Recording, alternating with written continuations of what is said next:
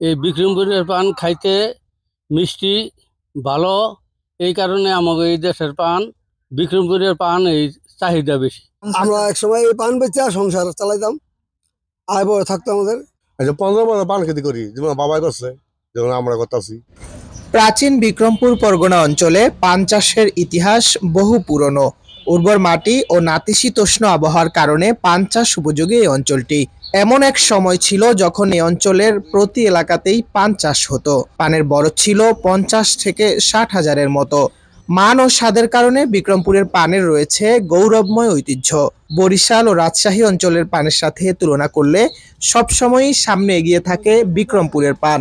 বরিশাল পানের চাহিদাতে বিক্রমপুরের পান খাইতে ভালো, চাহিদা বেশি। আমাদের বিক্রমপুরের এলাকার পান খাওয়ায় সুস্বাদ বেশি।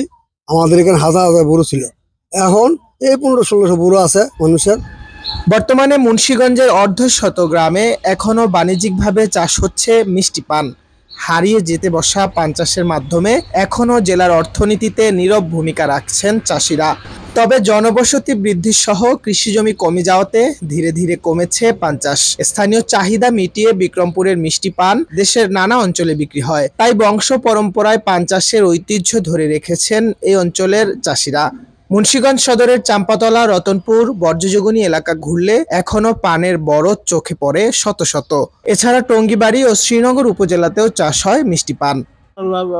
দাদার আমল দাদারা ওই জায়গায় পান চাষ করতে, আপনার বাবারা করতে, আমরা করতেছি। আমরা কোনো সময় সাহায্য পাইনি, যেহেতু অসুবিধা আমি যত জ্ঞানে হয়েছি এখন কোনো সাহায্য পাইনি। 8 শতাংশ জমিন আমার পুরা জমিন নষ্ট হয়ে গেছে। পুরা জমি এই বুটে ফালাই দেওয়া ছাড়া কোনো পথ নাই। আমি যে সামনে যে চালান খেতি করবো এরকম কোনো পুঁজিও নাই। কৃষি অফিসের তনে কোনো সাহায্য পাইনি। এই যে পান চাষ নষ্ট হয়ে গেছে, কোনো সাহায্য পাইনি। আমরা বাবাই করছে, পান চাষ আমরা করতেছি। আমরা তো 65 বছর হয়ে গেছে গা, এই পান খেতে করি আমরা, আর কিছু করি না।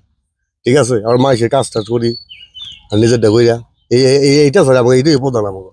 বর্তমানে পানের বরজগুলোতে পুরো দমে চলছে পরিচর্যার কাজ। আগামী মার্চ এপ্রিলে 80 বিড়া পান 15 থেকে 20 হাজার টাকা দরে বিক্রি হবে হাটে। কম বিনিয়োগে অধিক লাভ আশায় পান চাষে আগ্রহ রয়েছে কৃষকের।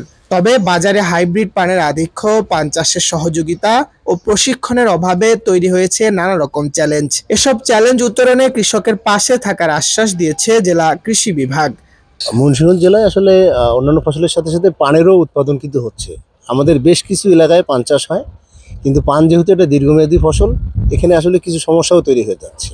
এই সমস্যাগুলো আমরা জানি, আমাদের মাঠ পর্যায়ে যে সমস্ত উপসাগরিক কৃষি কর্মকর্তাগণ আছে তারা কিন্তু মাঝে মাঝেই দেখেন। মুন্সিগঞ্জ অঞ্চলে গয়াসুর, চালতাগোটা, মহানলী ইত্যাদি জাতের পান চাষ হয়, যা থেকে বিপুল অর্থ আয় করে কৃষক।